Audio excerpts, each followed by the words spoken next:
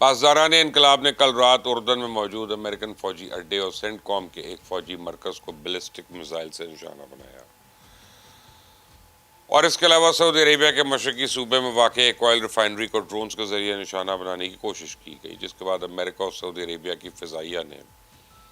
عراق میں موجود ایران نواز ملیشیاز کے مراکز پہ مشترکہ فضائی حملے کیے۔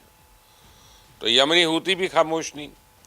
وہ بھی دعویٰ کر رہے ہیں کہ انہوں نے ایک اور سعودی آئل ٹینکر کو نشانہ بنایا، اور اگر ان تمام واقعات کی ٹائمنگ اور ترتیب کو دیکھا جائے تو ایک بات تو واضح نظر آتی ہے کہ مڈل ایسٹ میں حالات اتنے پرامن نہیں ہیں جتنا دکھائی جانے کی کوشش ہو رہی ہے، بلکہ صورتحال پہلے سے بہت زیادہ گمبھیر ہے، اور مذاکرات کی بات تو ہو رہی ہے لیکن عسکری دباؤ بھی کم ہونے کا نام نہیں لے رہا۔ تو میں آپ کو بتاؤں کہ پریزیڈنٹ ٹرمپ نے کل وائٹ ہاؤس میں یوکرین کے صدر زیلنسکی اور اسرائیل کے وزیر اعظم نیتن یاہو سے اہم ملاقاتیں کی ہیں۔ زیلنسکی جو ہی وائٹ ہاؤس سے نکلے تو اس کے فوراً بعد یوکرین کی وزارت خارجہ کا ایک بیان جاری ہوا، جس نے بحیرہ کیسپین میں ایرانی جہاز کو نشانہ بنانے پہ معذرت کی۔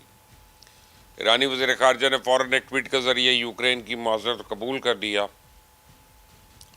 اور ساتھ یہ بھی کہہ دیا کہ یوکرین کا نقصان کا ازالہ کرنا ہوگا۔ تو اسرائیلی وزیر اعظم نیتن یاہو نے وائٹ ہاؤس سے نکلتے ہی پریزیڈنٹ ٹرمپ کے ساتھ اپنی ملاقات کو انتہائی نتیجہ خیز قرار دیا اور کہا کہ امریکہ اور اسرائیل کے درمیان اس بات پر اتفاق موجود ہے کہ ایران کو جوہری صلاحیت حاصل کرنے نہیں دی جائے گی۔ اور نیتن یاہو سے ملاقات سے پہلے پریزیڈنٹ ٹرمپ نے فاکس نیوز سے جو ٹیلی فونک گفتگو کی اسے سن کر پہلے تو یوں لگا کہ آخرکار وہ اس نتیجے پہ پہنچ چکے ہیں کہ نیتن یاہو نے جنگ میں الجھائے رکھنا چاہتا ہے،